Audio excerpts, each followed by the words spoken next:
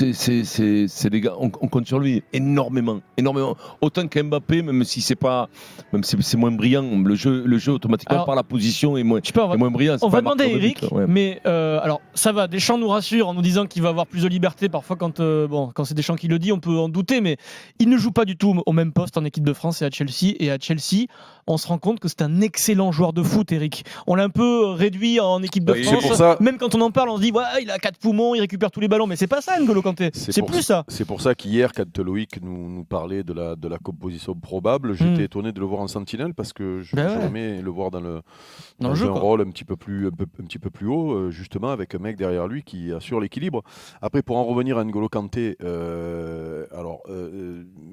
même si on est un sport où un joueur sur un éclair peut faire gagner un match, ou un gardien même peut te faire gagner un match en étant en état de grâce, il n'empêche qu'il faudra que tout le monde soit au niveau.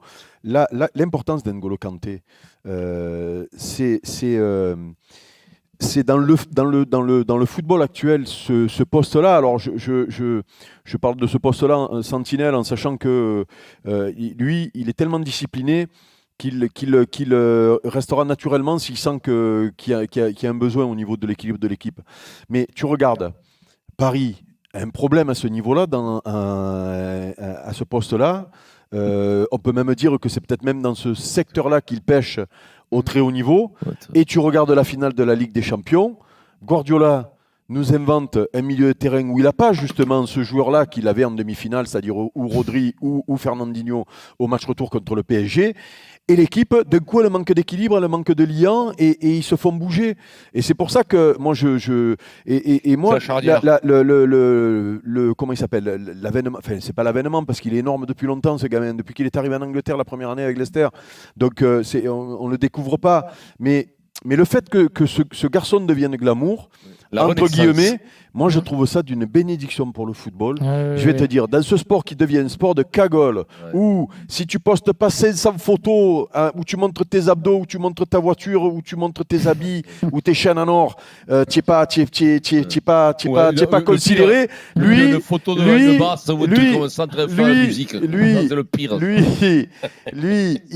on n'en entend pas parler, il fuit les médias.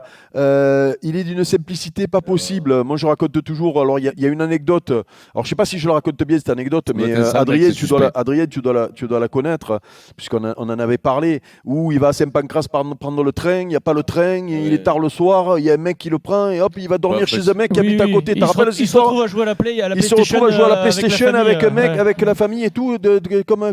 Et je racontais l'autre soir, après la finale, quand je vais commenter à Chelsea, souvent nous. On part après, en même temps que les joueurs du stade, c'est-à-dire il n'y a plus de public, il n'y a plus rien, enfin il y a le public qui attend un peu les joueurs et tout, et donc ils partent tous avec, alors leurs voitures, elles sont plus longues, les plus brillantes les unes que les autres, et il y a le petit N'Golo qui arrive avec sa mini, tu sais, il sort du truc comme ça, voilà, c'est ça, et moi ça fait un bien, je trouve que ça fait un bien au football, mais tu peux pas savoir ce gamin, c'est une bénédiction pour le football.